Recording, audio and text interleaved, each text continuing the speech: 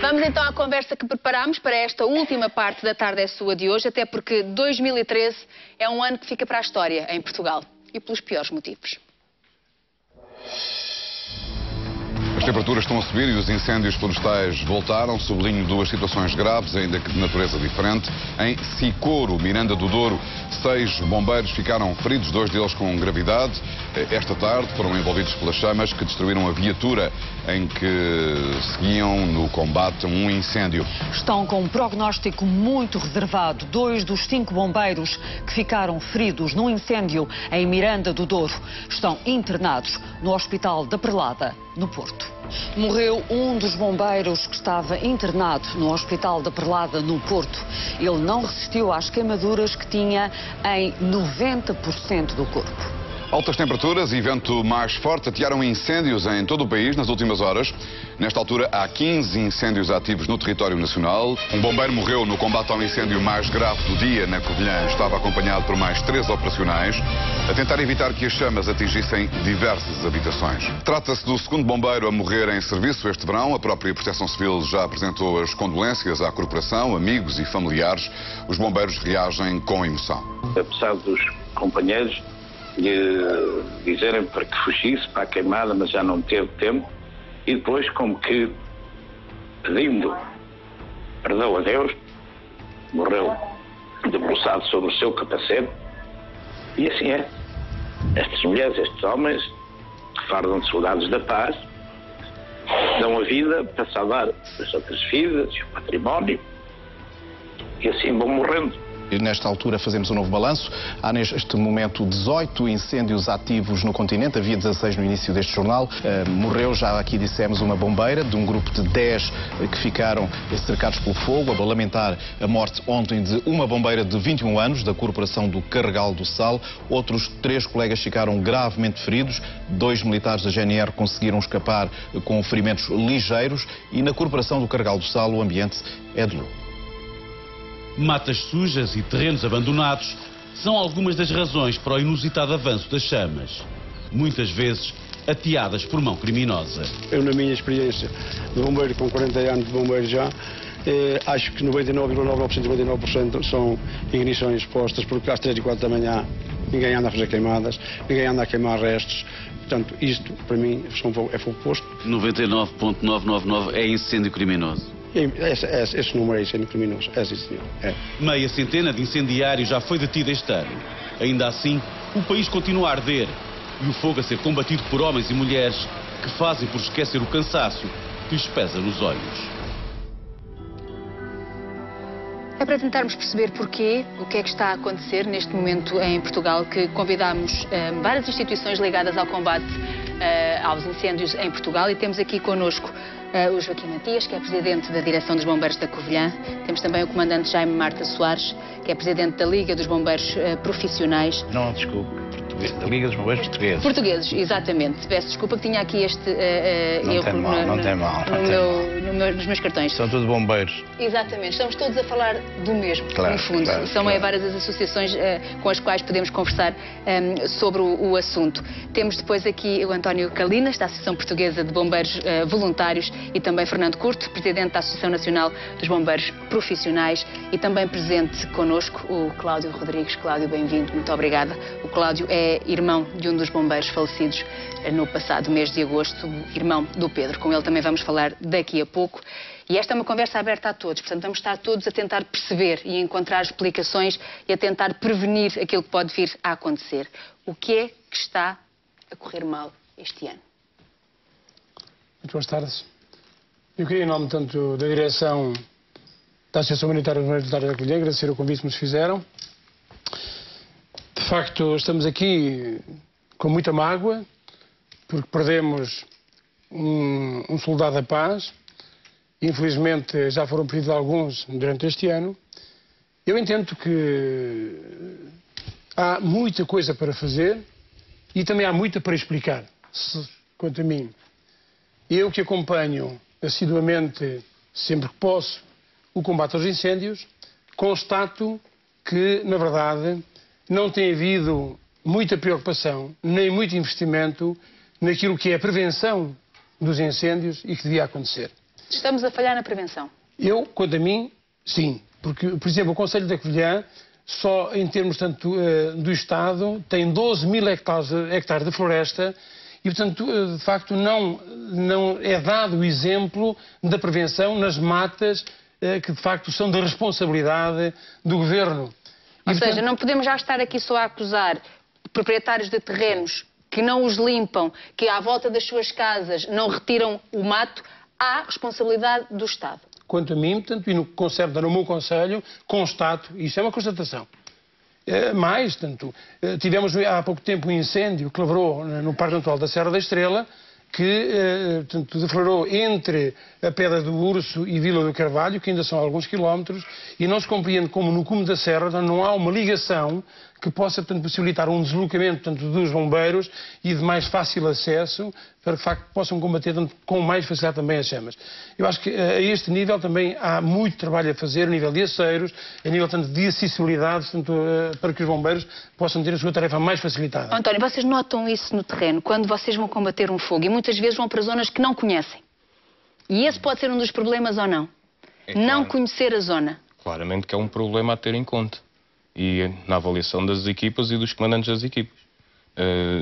O empenhamento, por norma, deveríamos ter, nós que vamos de fora, eu que sou da zona de Lisboa, deveríamos, quando chegamos à Covilhã ou outro lado qualquer, devíamos ter alguém da zona, do Corpo de Bombeiros local, que nos acompanhasse. E não há esse acompanhamento? Não há porque faltam elementos, ou seja, os elementos já estão empenhados no Teatro de Operações, estão todos, ou rendem-se, portanto as pessoas também têm-se escutar, e não há, na verdade, essa reserva, por assim dizer. Eu pergunto isto porque eu vou chamar aqui um bocadinho a minha experiência. Eu sempre vivi no campo e é normal, sempre aconteceu, por acaso na minha zona, isto também é curioso de se pensar nisso, há uma época para os incêndios em cada zona do país. Normalmente na minha zona é em setembro. Portanto, ali nesta zona de Mafra e da Malveira, normalmente é setembro o mês dos incêndios. E eu que já assisti a alguns de muito perto e perto da minha casa, às vezes há comandantes de operações que nunca lá tinham estado, que não conhecem o terreno. Na Malveira ou em Mafra deve ser... É mais fácil, é aqui nesta zona. Não acredito, porque normalmente não... Mas o comandante que comanda as operações daquele fogo em si, devia ou não devia ser o daquela região? O comandante... Assim, ultimamente temos vindo a ver, os comandantes têm que são humanos, precisam descansar. Claro, não é? Os comandantes têm por trás de si um posto de comando que tem N pessoas, não é? O comandante é aquele que toma decisões, face àquilo que lhe perguntam. Ele faz questões, alguém lhe responde a questões e face ao que ele depois tem explanado no seu plano, toma decisões. Agora, tomar decisões é igual a tomar decisões em todo lado do país, ou seja, agora precisa do apoio de gente do local. E isso eu presumo, quer dizer, quero acreditar que o posto de comando é constituído também por gente local, ou seja, há outros elementos de comando, há chefias, que apoiam esse comandante, porque na realidade os comandantes locais, e temos vindo a assistir em certos distritos ou concelhos, não, têm que dormir, e vão sendo revezados por outros elementos de outros distritos e até como os bombeiros também são. Portanto, então falemos das pessoas, dos bombeiros, de quem está lá no combate.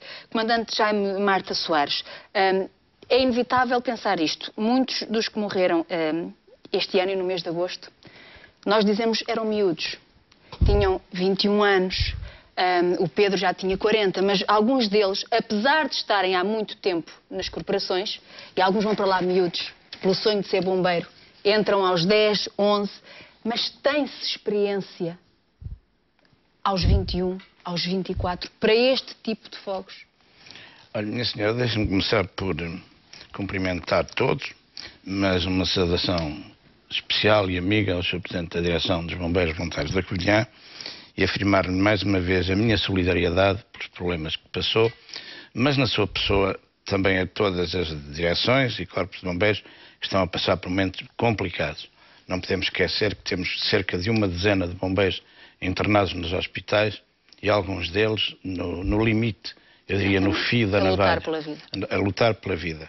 Essa é uma preocupação, esse efetivamente é um problema e que não poderia deixar passar este momento. E temos neste momento, pelo menos as informações que tenho, 25 fogos ativos neste momento ainda no país. Sim, minha senhora, é preciso que se saiba e é importante que as pessoas tomem nota disso, que chegam a haver 170 ignições no mesmo dia. Isto em média geral já há uma série de dias esta parte. O que quer dizer que em Portugal o problema não é de falta de bombeiros, não é pela juventude dos bombeiros, mas são efetivamente fogos a mais. Portugal é um país que efetivamente tem a influência mediterrânica, o que leva a que hajam temperaturas elevadíssimas, taxa de umidade baixíssima e neste ano ventos atípicos, que efetivamente não estávamos habituados. E há quem diga que nunca tinha visto fogos tão violentos como os deste ano. Pode ter a certeza disso, e eu tenho uma experiência no terreno, de combate de mais de 50 anos, e em que estive como comandante operacional durante mais de 20 anos, na pior zona deste país em fogos florestais, e por isso penso, passe o autoelogio, que tenho conhecimentos suficientes para poder efetivamente falar sobre os fogos florestais em Portugal, e neste caso concreto do atípico. Porquê? Porque a floresta portuguesa atingiu o pico do desordenamento. A floresta portuguesa não tem nenhuma prevenção. Há mais de 20, 30, 40 anos, nós, bombeiros e outras pessoas, temos vindo a dizer que os fogos evitam-se, não se combatem. Claro. E para os evitar é preciso, efetivamente, fazer planeamento e ordenamento da floresta. Mas para fazer isso é preciso ter o cadastro da floresta, saber de quem é a floresta. É certo que a floresta e o espaço interior teve uma profunda desertificação e hoje quem vive nessas zonas são as pessoas idosas, pessoas que já não têm capacidade física para resolver o problema, que também não têm dinheiro para efetivamente pagar para quem faça, e devia-se ter feito exatamente o quê? É que substituir aquilo que no passado era o tratar da agricultura para a subsistência, a lenha para as lareiras, o mato para os animais, os rebanhos de cabras, claro. Tudo isso, que era o maior bombeiro que existia, tudo isso ficou abandonado, mas o pior é que os poderes públicos instituídos, nunca criaram condições de substituir aquilo que no passado o homem que ali vivia fazia. Portanto, o aumento da desertificação do espaço florestal, o abandono da agricultura, o não haver este conjunto de situações que se entreajudavam e faziam que a floresta fosse diferente. E a mão criminosa. E já lá ia. E a mão criminosa, que também, neste caso concreto, tem que ser revisto, porque a prevenção tem que ser no aspecto de tratamento da floresta, mas também tem que ser no aspecto, com certeza, da análise dos bombeiros, de um estudo aprofundado. Obviamente que não será aqui hoje, pelo facto de estarmos aqui uma série de pessoas ligadas aos bombeiros, que vamos aqui analisar as soluções que temos que procurar para os bombeiros. Essas têm que ser procuradas ou noutro local, onde nós, efetivamente, dentro de um espírito de unidade, devemos... Mas quando nós falamos de mão criminosa, e tivemos até relatos na imprensa de quem eram os incendiários deste ano no país, não estamos a falar só de pirómanos, de pessoas que têm prazer... De forma nenhuma. De forma nenhuma. De forma nenhuma. Há ou não há um negócio, uma indústria dos incêndios estabelecida em Portugal? Não vá só por aí. Não é? É porque isso pressupõe determinado tipo de situações e que eu às vezes ouço e que fico muito preocupado. Eu não me ponho as mãos no lume por ninguém, porque ponho por mim, por aquilo que sei, pela minha forma de estar na vida e com certeza de muitas pessoas que conheço.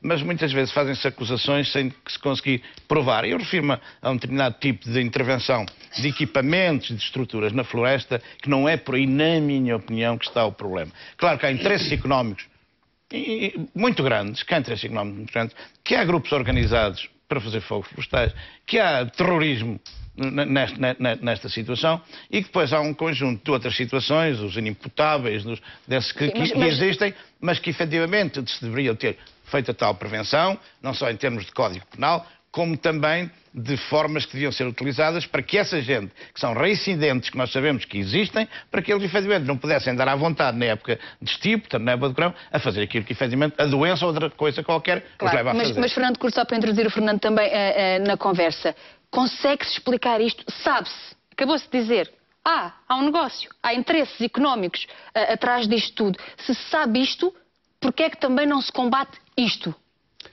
Ora bem, eu queria antes de mais também cumprimentar os presentes e enquanto os meus convidados estavam a falar, eu estava a percorrer aqui 3 folhas que trouxe, desde 2007 até hoje, dos bombeiros que morreram. Portanto, e efetivamente, penso que e já lhe vou responder, mas penso que é preciso, de uma vez por todas, criar medidas estruturantes em Portugal, quer seja na prevenção, quer seja nos bombeiros. Porque não está só tudo mal na prevenção. Também está do nosso lado. E nós temos que aceitar que é preciso rever algumas estruturas de organização de comando. Este ano, por exemplo, porventura era preciso ter já sido revisto a questão da organização no que tem a ver com o combate defensivo, no que tem a ver com medidas estruturantes que, enfim, têm a ver com tudo isso. Mas está a falar exatamente do quê e de quem? Olha, tudo o que tem acontecido. Porque, efetivamente, estas são, sem dúvida, medidas operacionais que têm que ser tomadas. Agora, se me dizes, assim, há negócios...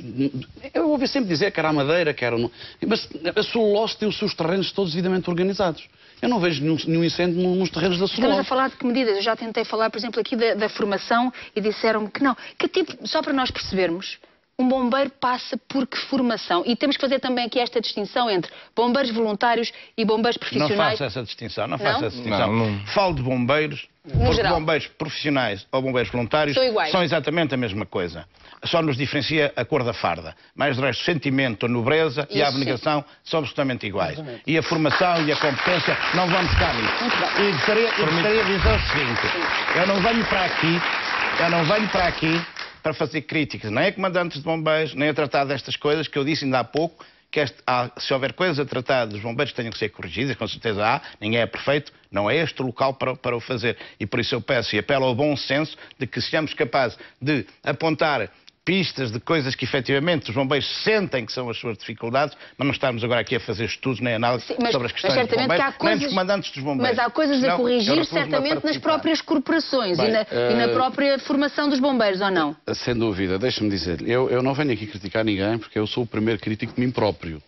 Portanto, sou bombeiro, há 30 anos, comando uma companhia e cometo os meus erros enquanto comandante. Não há aqui críticas veladas a ninguém. Estamos aqui a honrar estes homens todos. Exatamente. E estas mulheres. O que estamos aqui a fazer é honrar estes homens todos. Portanto, mas isto não invalida que nós, enfim, com um espírito crítico que deve ser, digamos, identificar situações. Por isso é que nos convidaram também para vir aqui, numa perspectiva de os honrar a ele e corrigir situações. Portanto, ou seja, podemos abordar sempre numa perspectiva pedagógica, que é esse o papel que temos que fazer, mas não podemos deixar de identificar tudo isto, porque deixa-me dizer-lhe, todos os anos há relatórios que identificam os problemas dos bombeiros. Todos os anos. Qualquer entidade, as que estão aqui presentes, de certeza absoluta que elaboram os seus relatórios e enviam para quem de direito. E eu pergunto, sistematicamente temos estes problemas. Há um desequilíbrio enorme, que também já foi dito aqui por o comandante Marta Soares, e muito bem, e por os outros convidados, no que diz respeito ao desequilíbrio da prevenção e do combate. Este é um problema grave, gravíssimo. Há um investimento enorme, e bem, no dispositivo dos incêndios florestais, há um investimento enorme, e bem, enfim, nos bombeiros, há um desinvestimento na prevenção, mas nós temos que saber, e temos que aqui, em honra dos que morreram, tentar, pedagogicamente, tentar fazer chegar a quem de direito aquilo que nós identificamos, no sentido de que não morram mais. Que na próxima vez possamos evitar alguém, outro camarada que venha a morrer. Não podemos ter aqui, em anos mais dramáticos como este, a ajuda de outros meios, como as Forças Armadas, por exemplo. Porque isso é aquilo que qualquer pessoa diz. Eu ia falar precisamente nisso. As tais medidas estruturais que têm que ser tomadas, nomeadamente, por exemplo, em relação aos pirómanos, aos que são apanhados e são reincidentes, porventura limitá-los e tê-los presos sempre, porventura meter-lhe a tal coisinha aqui na perna para os identificar, para eles não fugirem para muitos lados. Ou seja, há uma série de medidas de punição que devem ser executadas. Portanto, e depois o que é que sobra? Sobra sempre aos bombeiros, sabe? Os bombeiros são sempre o final de todo este percurso. Todo este percurso, toda a gente fala... Quando são eles que dão o corpo... Exatamente, não é? Exatamente. Ou seja, há toda aqui uma série de situações. Agora, efetivamente... Mas o que é que as Forças Armadas podiam fazer neste caso? De que forma é que podiam ajudar? Eu primeiro, se me permite, portanto, gostaria de realçar o seguinte. Eu acompanhei, desde o dia 14 do mês passado, até quase ao fim do mês, todos os incêndios que houve na minha região, e nomeadamente no meu concelho, e dizer-lhe tanto que no último incêndio que deflagrou tanto no Parque Natural da Serra da Estrela, tivemos lá cerca de 40 e poucas associações, corporações no local, e eu tanto quero referir aqui, portanto, que na verdade o comando da operação, quanto a mim, foi irrepreensível. Irrepreensível. Portanto, eu recuso-me a aceitar que haja uma crítica, na verdade, a quem esteve tanto no teatro das operações, tanto e no centro de controle do combate aos incêndios. Então somos poucos quando há anos complicados como este? Eu confesso-lhes o seguinte, eu tive um encontro com o Sr. Secretário de Estado a semana passada das Florestas, a quem tanto dei algumas sugestões, porque na verdade nós também ouvimos as pessoas. É incompreensível que este país tenha não sei quantos mil pessoas a ganhar tanto o ordenado mínimo nacional, mas também tenha pessoas a ganhar tanto o subsídio, tanto o desemprego, e estejam pura e simplesmente desocupadas, mas a ganhar deste dinheiro. Eu custa-me a compreender porque é que temos os militares nos quartéis, que na verdade neste tempo mais próximo tanto dos incêndios, não sejam colocados nas matas a fazer vigilância, como portanto é incompreensível que haja excelentes meios mecânicos, por exemplo, na engenharia de espinho, e não sejam colocados ao serviço da prevenção, da abertura de aceiros. Tanto... Mas não são porquê? Vão para o Líbano. Exatamente, porque na verdade em Portugal não se faz, tanto de facto, esta interajuda ministerial que entendo que deve ser feita urgentemente. Porque se eventualmente isso não for feito, nós podemos pensar e dizer mesmo em voz alta que, na verdade, os negócios são um grande negócio. Os incêndios de Coimbra são um grande negócio. E, portanto, ou há uma interajuda interministerial no terreno e que todas as pessoas que de facto têm a floresta maltratada, começando pelo Estado, comecem a fazer prevenção, e eu penso que se houver esta interajuda interministerial, e também, portanto, se formos nós ao terreno, através das câmaras municipais, portanto, obrigar a que os proprietários de terrenos limpem os seus terrenos, eu acho que esta prevenção é extremamente importante. Os incêndios que deflagraram no Concelho da Covilhã, nesta última quinzena do mês passado, gastou-se muito dinheiro. E eu pergunto, o dinheiro que se gastou no combate a estes incêndios no Concelho da Covilhã não daria para fazer uma grande prevenção na floresta? Não há ordenamento florestal hoje no país. Não há. Mas aí há uma questão que eu gostaria aqui, que o Sr. Presidente, se me permite, concordo em absoluto com o que ele acabou de dizer, só que aqui poderemos cair num erro e que não pode ser assim. Não é a questão dos valores que são transferidos para o combate que são o grande gasto. Porque nós, para termos, e sabemos da situação em que está, e quando há uma floresta da forma que a encontramos, temos que ter uma estrutura de combate e um dispositivo bem organizado e bem equipado e bem formado. Tenham jovens ou não sejam jovens. Porque hoje um jovem, na formação que tem nos bombeiros... Eu, quando fiz esta pergunta da formação, foi porque eu acho que ninguém tem noção de qual é a formação de um bombeiro. Quando é que ele está apto para este combate ou não? Permita-me. Porque hoje um jovem bombeiro que entra com 18 anos, tem 2 anos, no fim de contas, pode ao primeiro ano fazer os seus exames, tem mais um ano, e depois é que assume o papel de bombeiro, e, portanto, tem um percurso, como os comandantes bombeiros, que fazem os seus cursos, tudo isso. Portanto, em termos de formação e de organização, as coisas em Portugal... Ninguém vai para estes fogos tenrinho, como costuma dizer. E depois vão sempre acompanhados de pessoas que já têm tarimba, como diz o povo. Mas esta questão de se dizer, em vez de gastar no combate, porque é que nos gasta na floresta? Na prevenção. Não, porque no combate ainda estamos muito aquém daquilo que é ter equipamentos à dimensão das necessidades e da segurança de cada um. Apesar de também, eu devo dizê-lo aqui, que a evolução nestes últimos 2 anos não tem comparação nenhuma com os outros anos anteriores sempre. Mas a solução é o aluguer desses equipamentos ou a solução podia ser o próprio Estado ter estes equipamentos? Deixe-me só dizer isto. Agora, não se pode querer fazer prevenção investindo 20 milhões de euros. Hoje, para fazer uma prevenção de choque, para daqui a 20, 25 anos ter alguma coisa visível, temos que gastar no mínimo entre 120 a 150 milhões de imediato. Mas é preciso que se veja o quê? É que este investimento hoje é recuperável, tem retorno, que estamos a investir para ir ganhar. A própria floresta do Estado, como aqui foi dito, e muito bem, que são cerca de, não chega a 5% da floresta nacional, mas que efetivamente é mais maltratada. E a própria floresta em si criava riqueza para se pagar a si própria. Já para não falar nos problemas ambientais, nas perdas de vida. E Mas quando se diz que nós tivemos este ano o maior dispositivo de sempre do combate... E temos o melhor de sempre, é o melhor de sempre. Mas ainda não chega a isso. Não chega porque, como eu lhe disse, há fogos a mais. Assim, não chega, assim, você nem que tenha... as pessoas percebam, nem que tenha greens, ou seja, de golfe, com 300, 400 ignições, não há prevenção ou não há estrutura de combate possível. Porque ainda por cima concentrados todos na mesma hora e no mesmo local. Temos o distrito do Porto, o distrito de Aveiro e Viseu hoje em dia. Ou seja, naquele núcleo está a haver neste momento 200 ignições por dia. Portanto, assim, é quase assim, só há estes bombeiros, não, a gente não temos mais bombeiros. Não, só estes bombeiros. Há camaradas meus que não vão à cama há 24 horas. Essa é outra das questões. Ou seja, e não é porque não querem, alguns, porque definitivamente não podem, porque mas eu não posso ter. Mas é inevitável. Um bombeiro está há 24... E nós vimos imagens assustadoras quase, de bombeiros de rastos, a parar 15 minutos que fosse, quando já estavam há 24 horas lá, sem nada. E eu quero perguntar aqui uma coisa. É a população, e todos nós temos que o fazer, que às vezes vai distribuir leite. E bem. Isso é secular. Mas também esse apoio não tinha que existir no terreno. Mas esse apoio, desculpa lá, a gente alertou, e tanto quanto sei, houve uma declaração do Ministério...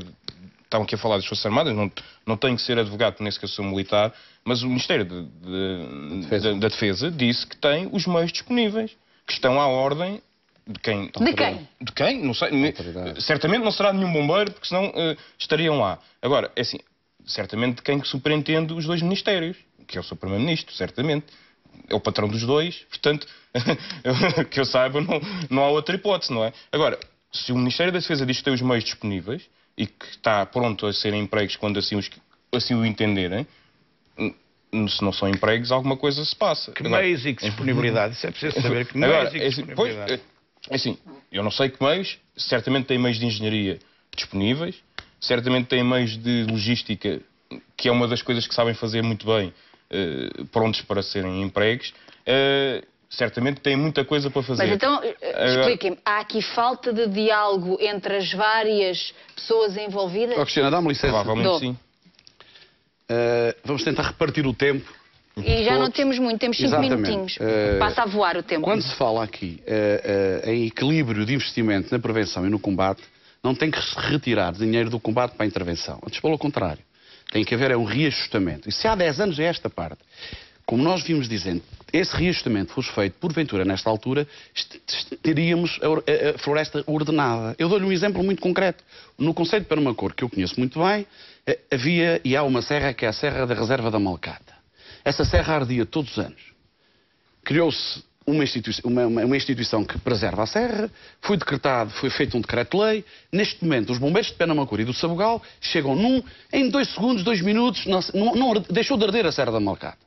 Porque, efetivamente, houve um investimento no terreno que permitiu qualquer detecção de incêndio, enfim, em tempo útil e o combate. Esta, digamos, é a história da prevenção e daquilo que devia ser feito.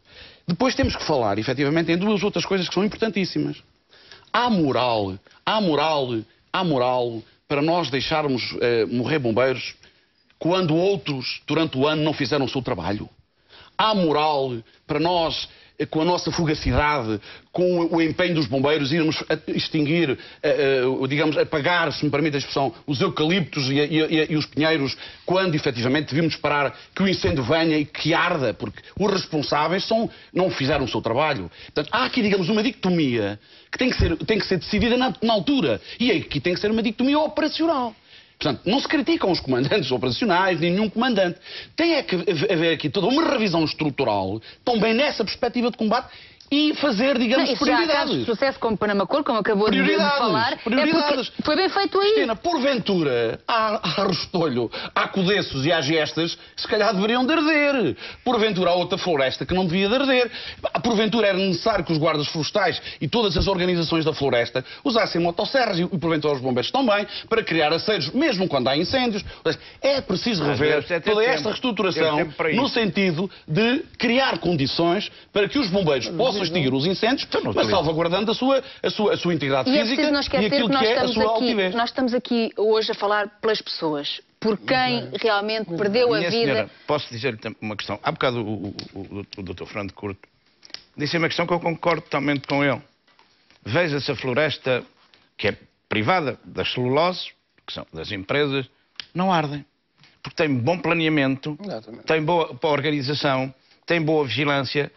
Temos exemplos gritantes. E Portugal, aqui há uns anos atrás, teve uma estrutura de prevenção através de uma comissão denominada Comissão Nacional de Especialidade de Fogos Florestais, que era um órgão coordenador das comissões concelhias, das CEF-concelhias, em que essas CEF-concelhias se viam obrigadas a todos os meses reunir e planear e fazer a interligação com os poderes instituídos, e foi nessa altura, durante 12 anos, que fizeram pistas, pistas, linhas de corta-fogo, balsas de água, aceiros, essas coisas todas, mas o olhar para o umbigo, isto também a propósito, há bocado eu achei piada aquela questão do patrão dos ministros. Entende-se o sentido até do humor correto, mas às vezes o querer olhar para o umbigo ou para a capelinha, não tenha dúvidas nenhumas que isso tem efeitos pejorativos naquilo que devem ser as estratégias e as definições para se ter resultados. Mas, e às vezes não acontecem. Cláudio, tal como eu disse, nós estávamos aqui, era por todos aqueles que continuam. O seu irmão, o Pedro, perdeu a vida neste combate e ele fazia-o por missão e por amor. Por amor. Por amor. Não é? Ele o que fazia, fazia mesmo com paixão. Por amor. De coração. E ele falava dos problemas que poderiam existir. Ele era um homem preocupado com este assunto. Sim, ele preocupava-se muito. Ele em nenhum momento pensou desistir. Não. Era mais forte do que isso. Vamos lá ver, ele era bombeiro, estava como bombeiro voluntário, mas ele também era funcionário da Corporação da Covilhã. Era a profissão dele mesmo. Ele gostava, para dizer mais, ele amava aquilo que fazia. Eu não digo que ele morreu. Eu digo, ele foi de férias a fazer aquilo que amava. Como todos os outros que neste momento, volto a referi-lo, combatem os incêndios que estão de norte a sul do país, a consumir não só as matas, como os bens de muita gente e muitas vidas. É por essas vidas que hoje estivemos aqui a homenagear. Muito obrigado. Muito obrigado. É tempo de agradecer.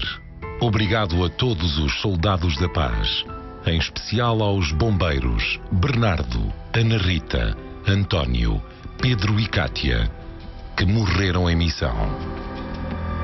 Obrigado a estes homens e mulheres que com coragem enfrentaram as chamas para salvar pessoas e bens.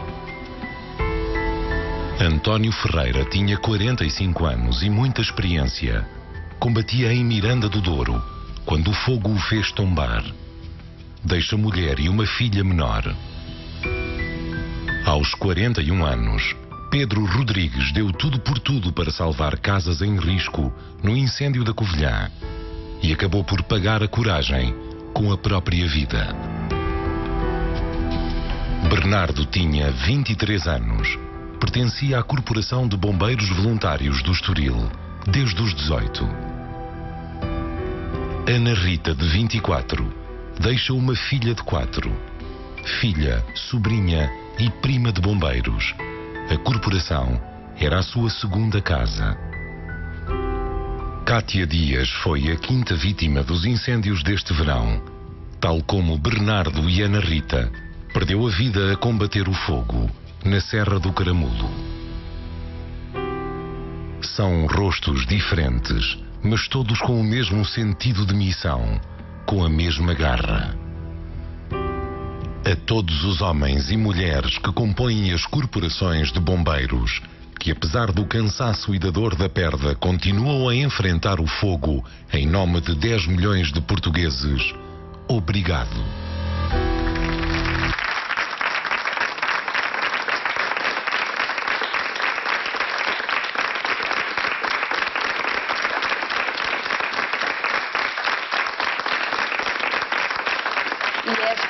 Forma que no fundo tínhamos de os homenagear, tentando que de futuro as coisas não sejam iguais às deste ano. Olhando, é difícil fazer esta passagem agora, mas é assim, é preciso continuar, tal como continuam todos os outros no combate.